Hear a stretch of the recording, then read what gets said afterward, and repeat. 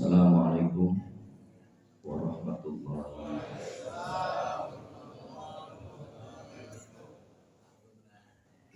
Alhamdulillahilladzi arsala rasulahu Muhammadan ila kafatin nas wa anzala ma'ahul kitab liyufarriqa bihi bainal haqqi wal batil wa bainal ma'rufi wal munkar wa hadana ila siratin. Asyhadu an la ilaha illallah wa asyhadu anna sayyidana Muhammad rasulullah amin. Allahumma salli wa sallim wa karim wa barik ala sayyidina Muhammad wa ala alihi wa sahbihi ajma'in amma ba'du. Subhanaka la ilma lana illa ma 'allamtana innaka antal alimul hakim. Wala haula wala quwwata illa billahil aliyyil. Yang kita hormati para guru-guru kita, para orang tua kita, wabil khusus DKM Masjid Baitul Mukminin Al-Mukarram Ustaz Dr. Andes Hasan Abdus Somad. Bapak-bapak dan ibu-ibu, ibu-ibu ada? Oh, baik yang masih punya suami atau yang sudah jadi janda. Puji dan syukur kita panjatkan kehadiran Allah. Salawat dan salam semoga selalu selamanya tercurah pada baginda Nabi besar Muhammad. Ini maulid dalam hidup kita mungkin udah puluhan atau ratusan kali. Kalau yang lahir pada sekarang umurnya udah 50 tahun, kalau setahun sekali ngadain maulid, ikut maulid, ini sudah sampai 40 kali. Setiap maulid yang kita lakukan setidaknya menambahkan kecintaan kita kepada Rasulullah Shallallahu Alaihi Wasallam. Tanya sama bapak semua yang hadir, cinta gak sama Nabi? Kurang kompak. Cinta gak sama Nabi? Cinta. Udah pernah dengar suara Nabi? Belum. Udah pernah sentuhan kulit kita dengan kulit Nabi? Belum. Tapi ini cinta berarti cintanya luar biasa. Biasanya orang kalau lagi jatuh cinta itu dari mata turun dilihat-lihat, dipandang-pandang, diingat-ingat, kemudian jatuh cinta. Kita kepada Rasulullah belum pernah lihat wajah Nabi, belum pernah dengar suara Nabi, belum pernah sentuhan kulit kita dengan kulit Nabi. Tapi kita cinta kepada Nabi, ini namanya nikmat yang luar biasa. Alhamdulillah. Kata orang kapitan itu, love is beautiful. Cinta itu melahirkan keindahan. Orang kalau lagi jatuh cinta, semua terasa jadi indah. Dunia terasa milik dia berdua, yang lain kontrak semua. Ngomong sama pacarnya, "Nek, bibirmu indah, merekah bagaikan buah delima. Aslinya mah doer." Ini yang doer jadi indah lantaran cinta. Kalau lagi cinta-cintaan bocah, anak muda di kapitan pengen ngajak pacarnya kondangan, itu motor yang kotor dicuci bersih, joknya dikasih handphone biar licin. Jadi polisi tidur ngerem, pacarnya cercet gitu. Turun jalan gandengan, pacarnya kepleset mau jatuh, dideketin sama pacar lakinya. Ambil ngomong biar indah, dia bilang ada apa ayah? Hati-hati nanti atoh. Itu ngomongnya dibikin indah, tapi udah berumah tangga, kondangan, jangankan gandengan, kadang bareng aja jarang. Bini jalan duluan 100 meter baru suaminya. Bininya kepleset mau jatuh, dideketin, ditanya bukan ada apa ayah, tapi dibilang mata lu kotor. Ada suami yang begitu di sini. Mana? Hanya itu mama ya. Ini kalau lagi pacaran, cinta-cintaan, pengen indah, nyentuh prasmanan, nasi dikit, lauknya dikit, duduknya dikempit, makannya dikit. Kenapa? Biar indah, lagi cinta-cinta.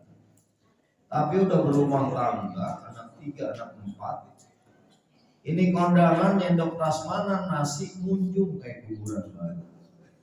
Ditutup pakai lauk, nggak cukup sampai di situ, perut kenyang, pulang tangan kanan bawa somai, tangan kiri bawa es krim, di tengah jalan ditanya buat siapa, buat anak, tapi di rumah emaknya lagi yang makan. Saya tahu mama kapitan modelnya kayak begitu. Ya, kondangan. Jangankan kondangan, ngaji bawa tas dari rumah. Di dalam ada majlis syarif, ada rawi.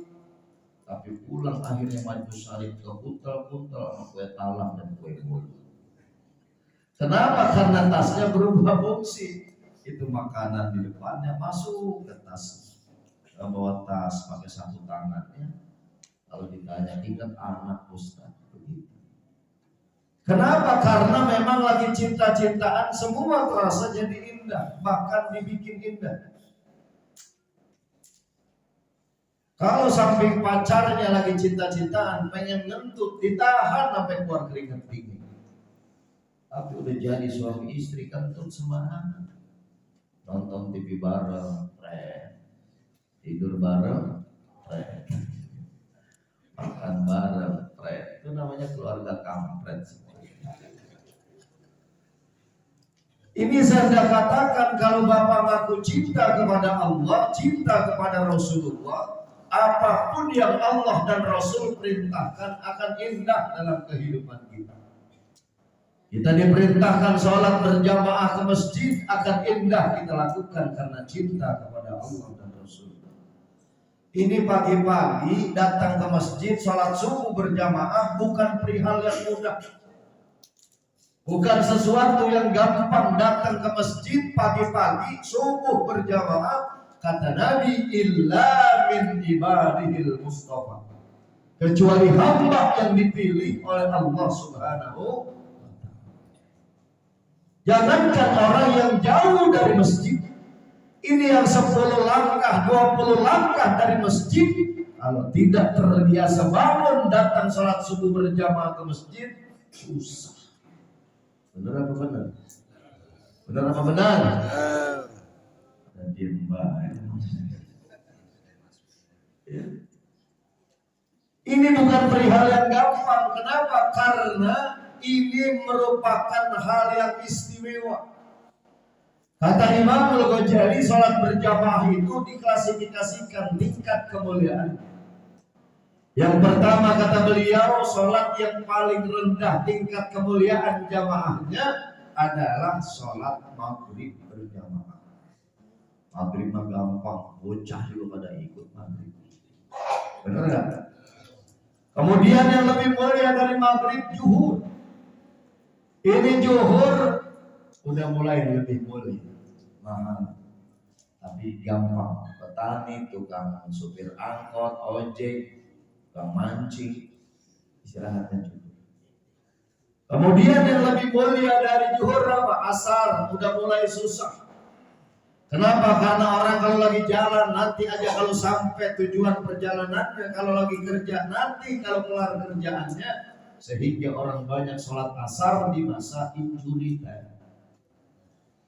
Habis sholat asar datang maghrib aja, Allahu Akbar, Allahu Akbar. Ngomongnya orang takwa banget. Dia bilang, ya Allah, sekarang asar ke maghrib dekat banget. Terang aja lo sholat asar jam 5, goblok banget. Ya. Kemudian tingkat lebih mulia dari asar apa? Isya. Sehingga orang dulu lama salafus saleh dari maghrib kalau pulang di masjid nungguin waktu isya. Saatul awabi. Ini waktu-waktu mulia yang dipergunakan oleh para ulama untuk mendekat kepada Allah Subhanahu wa taala. Dan tingkat yang paling tinggi kemuliaannya berjamaah adalah sholat subuh berjamaah. Ini ibarat orang dagang dengan harga paling mahal sholat subuh. Sehingga orang jarang yang kuat beli. Kenapa? Karena mahal. Sehingga sholat subuh insya Allah jamaahnya lebih dikit dari sholat berjamaah. Ini karena digabung aja. Jadi banyak. Kalau ada sini doang. Saya sering lewat sini. Ini Masjid Baitul Mukminin kalau subuh jamaahnya sampai keluar. Saking banyak di luar dalam sampai dikit. Ada yang bangga masjid depan rumah saya, alhamdulillah sholat subuhnya sampai 10 sholat, 15 sholat. Luar biasa. Barisnya benar. Itu dia masalahnya. Atu-atu kayak orang nanti berhasil lagi. Ini orang yang cinta kepada Allah dan Rasulnya adalah orang-orang yang gemar datang ke rumah Allah Subhanahu wa taala. Jadi orang yang cinta itu apapun yang dilakukan terasa berat akan menjadi indah lantaran cintanya kepada Allah. Sehingga kata Rasulullah, orang yang cinta kepada sesuatu cirinya ayyahtaru mujalasatu habibihi ala mujalasati ghairihi. Dia lebih memilih duduk bersama kekasihnya daripada yang lain. Dulu lagi ada Nabi Muhammad, para sahabat duduk sama Nabi senang berlama-lama. Bahkan Nabi dalam sejarah ketika dakwah 3 tahun sirriyah di rumah Al-Arqam bin Abil Arqam pernah dakwah menyampaikan nasihat dari duha sampai asar. Tidak ada satupun sahabat Nabi yang keluar dari majelis Rasulullah. Coba kalau ada kiai model gitu, ceramah dari duha sampai asar. Kira-kira jamaah pada pulang? Pulang apa kagak? Bukan cuma pulang, kiainya disumpahin sama jamaah. Sambil pulang mau berkat, jamaah ngomong kiai sama berketek kali begitu. Lagi ceramah dari dua kelar baru asar. Ini sahabat Nabi nggak ada yang keluar 1 juta. Apalagi zaman sekarang itu dakwah serba salah. Kalau dakwah ayat Quran, hadis Nabi, ayat Quran, hadis Nabi, itu kadang jamaahnya pulang atau nggak ada humornya. Ada yang begitu tuh kampung. Kalau ada yang ceramah nggak pakai humor, diomongin, Ustaz itu diundang, besoknya diundang lagi najis gitu. Dulu ada orang yang ceramahnya lurus ayat Quran, hadis Nabi, itu kampung senengnya sama yang humor baik. Akhirnya jamaahnya pulang atu-atu, anak muda juga pulang. Lalu ceramah dideketin sama penceramah, dibilang, "Toh, akhlak lu mulia banget, orang dengar ceramah gua pada pulang, lu nggak pulang." Apa kata anak muda? "Saya nggak pulang bukan karena akhlak mulia, tapi sejarah saya diinjak ustaz." Kalau ustaz kagak injak, gua udah pulang dari tadi. Ini sahabat Rasulullah senang duduk bersama-sama dengan Rasulullah. Kenapa? Karena cintanya kepada Rasulullah. Bahkan gak pernah bosan lihat wajah Rasulullah Shallallahu Alaihi Wasallam. Kalau bapak ibu selama ini tahu Nabi yang ganteng adalah Nabi Yusuf. Ya, saking gantengnya dalam surat Yusuf dijelaskan falamma ra'ainahu akbarnahu wa qata'na aydiyahunna wa qulna hasa lillahi ma hadza bashar in hadza illa malakun karim. Ketika Nabi Yusuf berjalan dengan kegagahan dan ketampanannya, kemudian seluruh perempuan wa qata'na aydiyahunna, itu wa qata'na domirnya hunna, Kalau satu perempuan waqata'at, ini waqata'na, mereka semua perempuan potong jari dengan pisau tanpa terasa. Saking tampannya Nabi Yusuf sambil berkata, wa qulna hasa lillahi ma hadza bashar in hadza illa malakun karim. Ini bukan manusia tapi malaikat yang gagah tampan perkasa. Ini Nabi Yusuf. Kalau Rasulullah Shallallahu Alaihi Wasallam dibukakan kasar ketampanannya, Nabi Yusuf itu tampan karena ada nur Muhammad Rasulullah dalam tubuhnya. Ini cahaya Nabi Muhammad 2000 tahun sebelum Nabi Adam diciptakan, berpindah-pindah ke Nabi Adam sehingga malaikat sujud pada Nabi Adam atas perintah Allah karena ada cahaya Rasulullah, berpindah sampai kepada Nabi Yusuf. Itu Rasulullah kalau kasar ketampanannya dibuka di dunia, para ulama mengatakan ini perempuan dunia bukan hanya mengiris jari dengan pisau, tetapi dia akan mengoyak jantung dan hatinya karena saking tampannya Nabi Muhammad Sallallahu Alaihi Wasallam. Wajahnya tampan, menawan, tak bosan dipandang mata. Kan kalau ada sahabat punya masalah rumah tangga, masalah keluarga, masalah kehidupan dunia, datang ke Rasulullah pengen ngadu, biar Rasulullah kasih jalan keluar. Itu baru datang melihat wajah Nabi, hilang masalah, senang, bahagia lihat wajah Rasulullah. Kan kalau Mahalul Qiyam dulu berjanji itu, ada man ra'a wajhaka ya as'ad ya kariman walidain. Itu artinya siapa yang melihat wajahmu ya Rasulullah, hatinya akan bahagia, hilang semua gundah gulana. Kalau ngomong, omongannya bagaikan mutiara yang berjatuhan dari mulut Rasulullah. Lalu berjalan di panas terik matahari, awan mengiringi Rasulullah, tidak nampak bayangan Rasulullah. Kalau salaman dengan tangan sahabat, itu tangan sahabat wangi sampai berhari-hari. Kalau Rasulullah jalan di jalan kapitannya, bapak ibu tidur, nggak tahu Rasulullah jalan di jalan kita ini. Kita paginya tahu Rasulullah habis jalan sini. Dari mana tahunya? Wangi yang ditinggalkan Rasulullah di setiap jalan yang dilalui Rasulullah. Wa idza marra bi tariqin urifa min tibihi annahu qad marra. Ada dalam rawi Ibnu. Apabila Nabi jalan di satu jalan, ini Nabi wangi di setiap jalan yang dilalui Rasulullah. Kemudian kalau anak kecil main di sekitar Ka'bah, bapak ibunya di rumah, ini anaknya dipegang oleh Rasulullah, bapak ibunya tahu anaknya dipegang Nabi. Itu anaknya pulang dalam keadaan wangi karena dipegang oleh Rasulullah. Pernah ada sahabat yang Rasul tidur, Abu Lu'aib. Kemudian Rasulullah tidur terkena sengatan matahari menetes keringat Rasulullah. Ini sahabat berhenti, dia tadangin keringat Nabi. Kemudian Nabi terjaga dari tidurnya, dia katakan, untuk apa kau kumpulkan keringatku?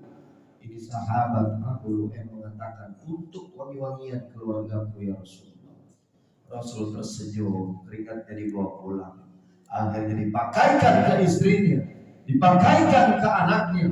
Bukan satu keluarga mencium wangi keringat Rasulullah, itu tetangga-tetangganya nyium wangi keringat Rasulullah Sallallahu Alaihi Wasallam. Karena memang Rasulullah adalah manusia sempurna yang diciptakan oleh Allah. Assalamu alaikum Zainal Anbiya, Assalamu alaikum Al-Qal Al-Qiyya. Ini salam pada Rasulullah, orang yang paling indah yang diciptakan oleh Allah Subhanahu wa ta'ala. Dari Nabi Adam sampai hari kiamat, khairul bariyah, sebaik-baik ciptaan Allah adalah baginda Rasulullah Sallallahu Alaihi Wasallam. Itu baru jasmaninya, belum akhlaknya. Ini akhlak Rasulullah dikagumi tidak hanya dunia Islam. Dunia luar Islam kagum terhadap akhlak Rasulullah. Ada orientalis meneliti kehidupan Rasulullah, namanya Els Stoddard, yang ngarang satu buku The Life and Teaching of Muhammad. Dia katakan dalam bukunya begini, I have always the religion of Muhammad. Ngerti artinya? Ngerti nggak artinya? Saya juga ngapalin itu 2 minggu. Aku menaruh perhatian yang setinggi-tingginya terhadap agama yang dibawa oleh Muhammad. Because of it, sebab dalam pribadi Nabi ada vitalitas yang amat mengagumkan. Rentang waktu 23 tahun, umat Islam tidak hanya di benua Jazirah Arabia, tidak hanya di Mekah, tidak hanya di Madinah, sampai ke Bizantium Romawi, sampai ke Andalusia Spanyol, sampai ke Guangzhou Cina. Itu bukan karena harta Rasulullah, bukan karena pedang Rasulullah, tapi karena akhlak yang mulia yang dimiliki oleh Rasulullah Sallallahu Alaihi Wasallam. Oleh karena itu, kalau aku cinta kepada Nabi, tiru sedikit demi sedikit akhlak Rasulullah. Bagaimana cara Rasulullah minum, bagaimana cara Rasulullah makan, bagaimana cara Rasulullah berdagang, bagaimana cara Rasulullah hubungan suami istri. Ini harus dijadikan teladan dalam kehidupan kita. Nggak bisa semuanya, sedikit demi sedikit. Karena bukti cinta kepada Rasulullah adalah mau dan mampu meneladani akhlak yang dimiliki oleh Rasulullah Sallallahu Alaihi Wasallam. Saya mau cerita bagaimana mulianya akhlak Rasulullah. Rasul dulu pernah lagi sholat di tepian Ka'bah. Akhirnya ketika sujud datang tuh orang-orang kaum musyrikin, Abu Lahab, Abu Sufyan. Ini menaburi kotoran unta di rambut Rasulullah. Muka Nabi dilempari dengan debu padang pasir. Kemudian ditekan punggung Rasulullah ketika sujud oleh orang-orang kaum musyrikin. Akhirnya matanya ada debu padang pasir, kemudian rambutnya banyak kotoran untanya, pulang tertati-tati karena tidak melihat. Kemudian sampai di rumahnya, apa kata anaknya Fatimah? Ayah, ini siapa yang melakukan ayah sampai seperti ini? Muka ayah penuh dengan debu, rambut ayah penuh dengan kotoran unta. Saya tidak ikhlas ayah yang melakukan ini, silahkan. Ayah berdoa kepada Allah Subhanahu wa Ta'ala, sebab doa ayah tidak akan pernah ditolak oleh Allah Subhanahu wa Ta'ala. Ini Fatimah menangis sejadi-jadi. Saya tanya sama bapak semua yang tadi, kalau bapak kayak begitu, kemudian pulang ke rumahnya, anak pasti nangis. Anak siapa juga pasti nangis melihat bapaknya diperlakukan seperti itu. Ini Rasulullah dalam keadaan seperti itu, Fatimah menangis, meminta Rasulullah berdoa kepada Allah Subhanahu wa Ta'ala. Apa kata Rasulullah? Fatimah, aku diutus oleh Allah Subhanahu wa Ta'ala bukan untuk menurunkan azab dan laknat kepada mereka, tapi aku diutus oleh Allah adalah untuk menebarkan rahmat kepada sesama. Sambil membacakan wa ma arsalnaka illa rahmatan lil alamin. Ini mulia Rasulullah. Rasul ketika hijrah ke Madinah, kemudian ketika hijrah di Madinah, tiap pagi Rasulullah pergi ke sudut pasar kota Madinah. Ngapain? Nyuapin pengemis. Ini matanya buta, kakinya lumpuh, sudah tua renta, agamanya Yahudi. Tiap pagi disuapin sama Rasulullah. Ketika disuapin demi suapan Rasulullah, di sela-sela suapan, apa yang dilakukan Yahudi? Mencaci maki Rasulullah. Tiap disuapin kata Yahudi, Muhammad. Tiap disuapin Muhammad kurang ajar. Tiap disuapin dia bilang Muhammad pemecah belah umat. Tapi Rasulullah terus melakukan itu sampai dia meninggal dunia. Ketika Rasulullah wafat, kemudian digantikan oleh besannya Rasulullah, yaitu Abu Bakar Siddiq. Ini Abu Bakar berkata kepada anaknya, ya, Aisyah. Kata bapaknya, ya Aisyah, adakah sunnah Rasulullah yang belum aku lakukan dalam kehidupanku? Kata Aisyah, ada. Tiap pagi Rasul pergi ke sudut pasar kota Madinah, nyuapin pengemis, besoknya ditiru oleh Abu Bakar Siddiq. Dia bawa, kemudian dia suapin. Ketika suapan kedua ditepis oleh pengemis Yahudi. Dia katakan, bukan kamu yang nyuapin aku setiap hari. Kemudian Abu Bakar bertanya, dari mana kau tahu sedangkan matamu buta, kakimu lumpuh, sudah tua renta? Dia katakan, yang sering nyuapi aku setiap hari adalah badannya begitu harum, kata-katanya begitu mulia, gerakan tangannya begitu lembut, bahkan makanan yang masuk ke dalam mulutku sudah dilumatkan terlebih dulu sehingga aku tidak capai lagi mengunyahnya. Kemana dia sekarang? Kata Abu Bakar Siddiq, dialah manusia yang kau katakan gila, dialah manusia yang kau katakan kurang ajar, dialah manusia yang kau katakan pemecah belah umat, dialah Muhammad Rasulullah sekarang telah dipanggil menghadap Allah Subhanahu wa ta'ala. Akhirnya pengemis buta Yahudi tua ini nangis jadi-jadinya sambil dia katakan, saksikan sejak saat ini, asyhadu an la ilaha illallah wa asyhadu anna Muhammadan Rasulullah. Begitu mulia akhlak Rasulullah. Kalau kita cinta, pernahkah kita kangen kepada Rasulullah? Padahal kita belum pernah lihat wajah Rasulullah. Kita belum pernah dengar suara Rasulullah. Kita belum pernah sentuhan kulit kita dengan kulit Rasulullah. Kadang kerinduan kita kepada Rasulullah terhalang sama angsuran motor, terhalang sama angsuran mobil, terhalang dengan kesibukan dunia kita. Kenapa? Karena sibuk dengan dunianya, lupa dengan Rasulullah yang teramat sangat cinta kepada kita umatnya di akhir zaman ini. Rasul lagi tidur, tahu-tahu nggak ada. Kemudian istrinya Aisyah cari-cari kemana Rasulullah, ternyata ada di sudut Masjid Nabawi. Lagi sujud ditunggu sampai berlama-lama. Kemudian ketika diangkat kepala dari sujudnya, berlinang air mata Rasulullah. Ditanya oleh istrinya, kau sholat begitu lama sujudnya untuk apa? Aku mohon ampun kepada Allah. Bukankah kau maksum terjaga dari perbuatan salah, hilang dan dosa ya Rasulullah? Kenapa kau minta ampun dan sholat taubat kepada Allah? Apa yang dikatakan Rasulullah?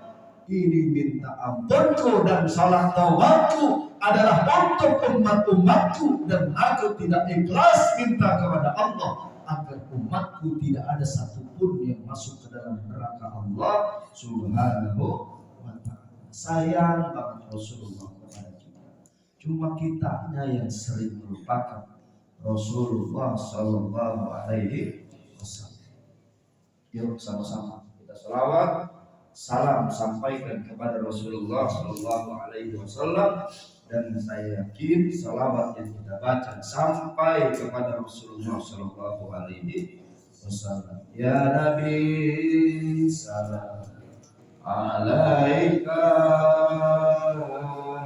ya Rasul alaika, ya Habib salam alaika,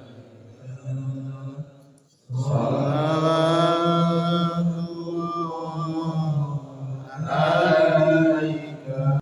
Allahumma salli ala sayyidina Muhammadin bil qulubi wa nafihina wa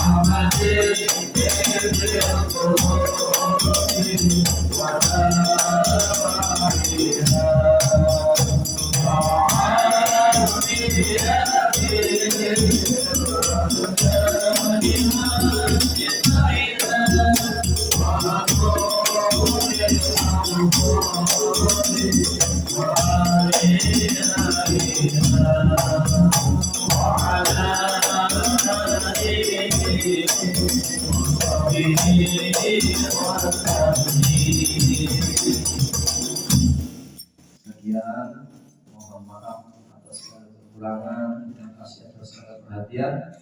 Mohon maaf saya ikut makan kebuli, ya.